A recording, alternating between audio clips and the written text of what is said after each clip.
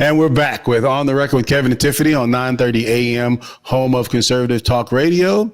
And we have the awesome Anthony Collier with us here. Anthony, you're 30 years old, right? And so you're born in the 90s, right? Future of America. Okay. So awesome session. I think the part that people miss the historical context, and I think that's something that you have at 30, is the historical context that Black people are in, that the American descendants of the formerly enslaved are in, and you have that sense of connection. And I always say that X book is the gateway to that, right? Because it causes you to look around. And he does, and Alex Haley does a wonderful job with that. So you talk about what's the importance. So you went to a historically Black university, right? You have a background similar to mine, right? Not quite. Fortunately, I had a stepfather who helped me make a little bit some better decisions along the way than your father. But I could have easily have gone down that path. I mean, I was planning and scheming down that path, and but is probably the right word. But right. But now that historical context, right? Because people forget that. They forget why there's a thing like affirmative action. They forget why it's important for Black kids, for Black people to feel that connection that has been stripped away from us in many cases, right? By basically telling the story of America and the mythology of America without us and the importance of our contribution.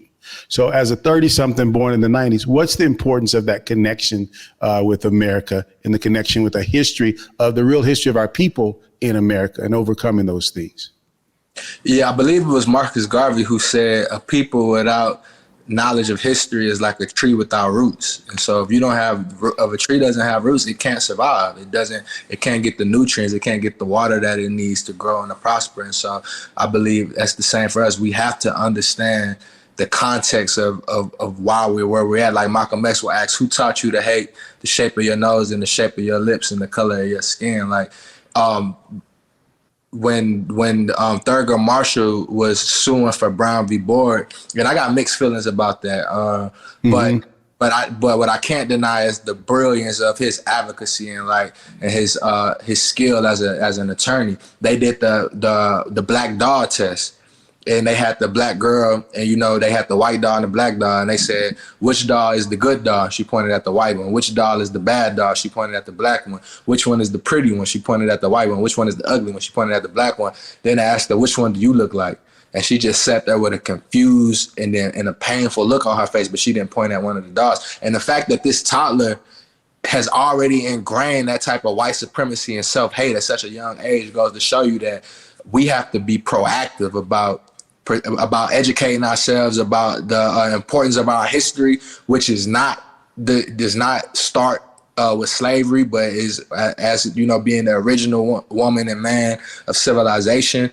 That's something to be proud of. Yeah, we had a minor setback for the last 400 years, but in the grand scheme of things, in the history of time, 400 years is a blink. But also, we have to understand that the condition that we're in can't be fixed overnight either, because we're talking about 400 years of slavery and then another about 50 to 100 years of terrorism and Jim Crow. Apartheid. It's 100 years of apartheid is what it is. Absolutely. Right? And so if we look at when the Fair Housing Act passed in 1968, we're really looking at 1968 to now. So that's like 55 years or so. Yeah, compared to 450 to 500 years of slavery and terrorism and oppression, like I don't understand how people can think it's just gonna be equal after that. It's like Malcolm X said, if you stab a person in the back and then pull the knife out, that's not necessarily progress. You have to heal the wound. You gotta make that person whole. You have to address it. It's not enough to just say, oh, we're not stabbing you in the back anymore, and so now it's all good. Yeah, I want to just camp out on that one because we have a conservative radio audience here, and let's just think about that. So I was born in 1971, in the latter part of 71. Tiffany's born in the early part of 71, right? So we were on the tail end of the legalized enforcement of apartheid in America. Let's be clear about that's what it was. Now, people use the word Jim Crow. People use all other kind of euphemisms to mute the impact of it. But it was from 1865 up until about 1968 is when laws took place, right? Is that it was legally enforced apartheid. People say white supremacy, right? That is the term, but let's look at what it was. It was apartheid. It was separate and unequal. That's what it was, right? Yep. So in the last 55 to 60 years, we have not lived under that. But think of all of the potential that was lost from 1865 up until the time. Because from 1865 up until about 1877, 78, when you took away the chains, and even under terroristic acts during that time, black people were making unbelievable strides, right? And no, we don't even have to leave the continent of America to see the impact that when you leave people alone, the impact of what they can do, what a free people can do, right? And black people were making strides. They were making unbelievable strides, right? So strides. So one of the things people will focus on is the 1921 Tulsa burning, right? But people forget about the 1919 Red Summer, in which they killed American soldiers in their uniforms. Yep.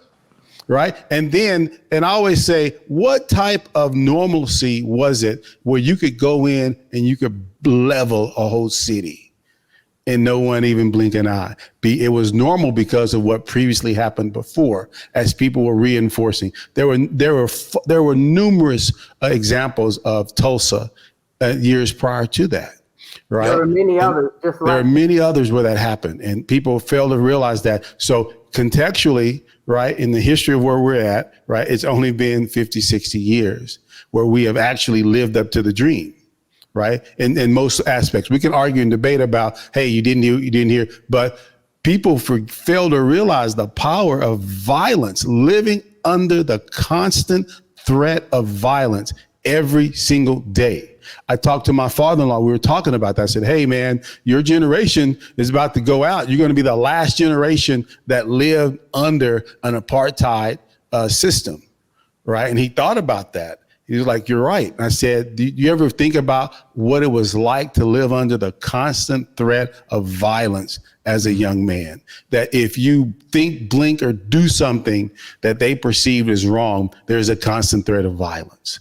And right. People underestimate the power of that of an apartheid system. So why is it important for black people to have a connection to America and know our connection and our self-worth? Is because so we can appreciate what was done and what the people before us have done for us to be where we're at. And we see that all Americans have benefited from that, especially white female Americans have benefited from that. Those are facts.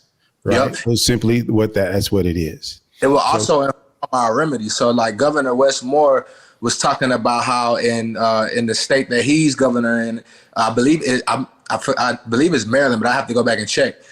There's an 8-to-1 wealth gap from white Black Americans, 8-to-1. And he said that's not because white people work 8 times harder than black people, right? It's correct. Because of like redlining, where if you lived in a black community, you weren't eligible to even get a loan from a bank. You weren't eligible. They prohibited you from buying land, which is where a lot of wealth was created back in those days. All of the systemic racism basically forced you into this underclass, like you said, apartheid, this underclass of folks who were stuck in poverty. And so the fact that we understand that there's an 8-to-1 wealth gap due to systemic racism means that we have to be just as proactive to remedy that, to fix that, and to ensure that black people are able to obtain some of the wealth that was denied to them for generation after generation. Yeah, and I'm going to address something that is common argument that people will use. They will say, well, no. There were white people who were also redlined into that there with black people as well. And the number was far greater. But see, here's the deal, though. Those people had the ability to become white. The majority of the time, the quote unquote white people who were in those black areas that have been redlined were immigrants. And that was used as a motivator to get immigrants and force them to become white. Those are facts. Right. So that's the counter argument, because I run into a lot of dubious actors in the Republican Party who want to bring that up, in that minority. Right. Who always want to say, no. They'll quote these facts. No, the majority of those people were immigrants. Those white people were immigrants in black neighborhoods. And that was used as a motivator for them to become quote unquote white. That's what that's addressing there. I mean, that's when people have that argument that, oh no, it wasn't only black people, right? There were white people involved with that as well. Well, those white people, majority of them were immigrants, and it was seen as a way to force them to become white.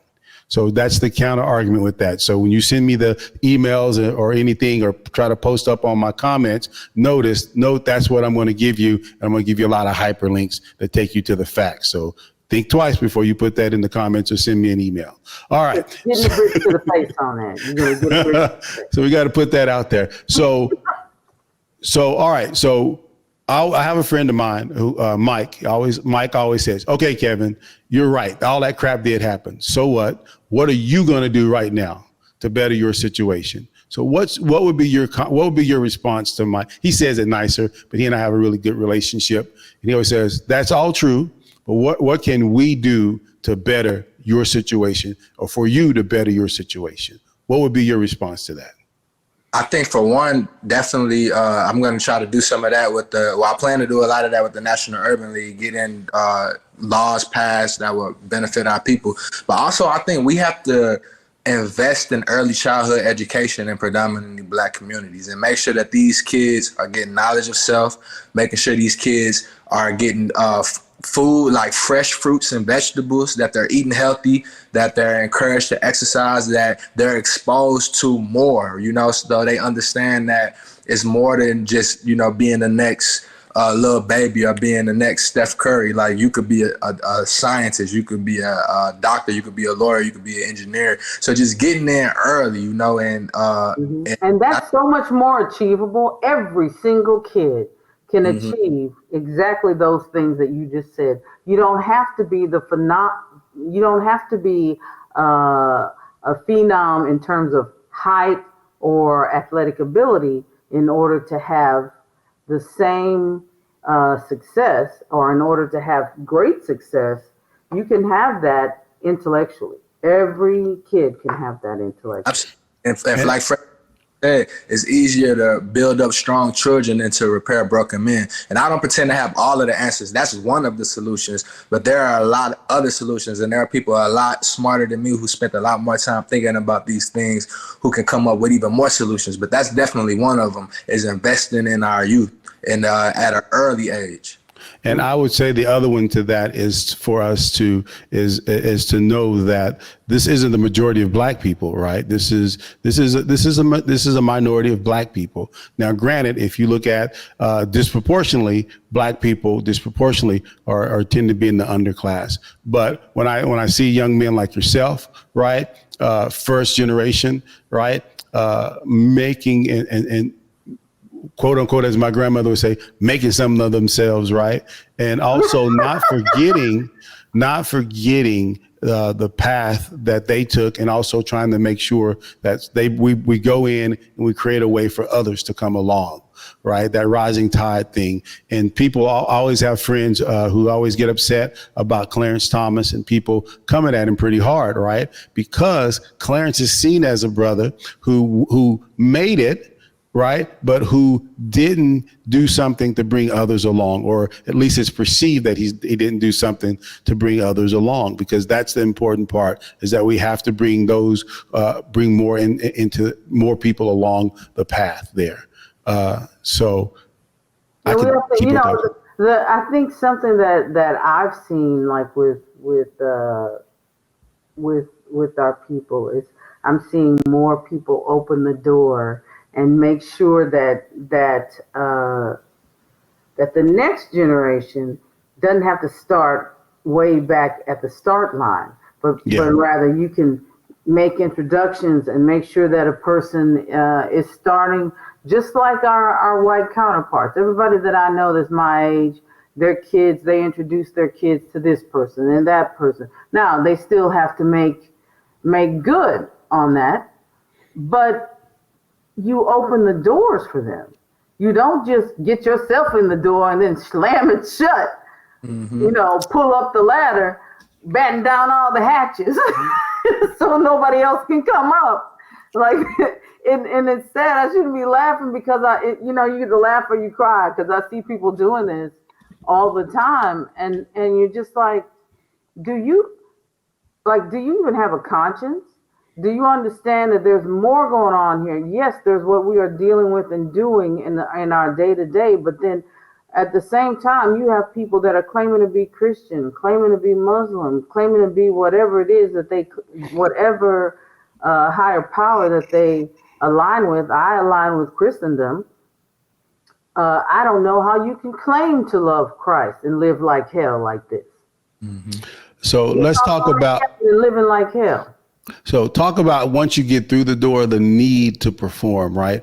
We can get you through the door, but once you get there, you have to set up base camp and take ownership. What is that like, right? So you're through the door, but now that you're there, what is it? Why is it important to take up space and represent our people, to make sure that you are a representation of our people and you are doing top-notch work? Sure. So we're not advocating for equal results. We're just advocating for equal opportunity. And so that's how. Yeah, right. All we can ask for is just that opportunity. When we put the work in, when we're qualified, when we have the work experience, we want to be able to have those opportunities. But once we get there, we definitely have to perform. We need to, move with moral character, but also be focused and do the best that we can, right?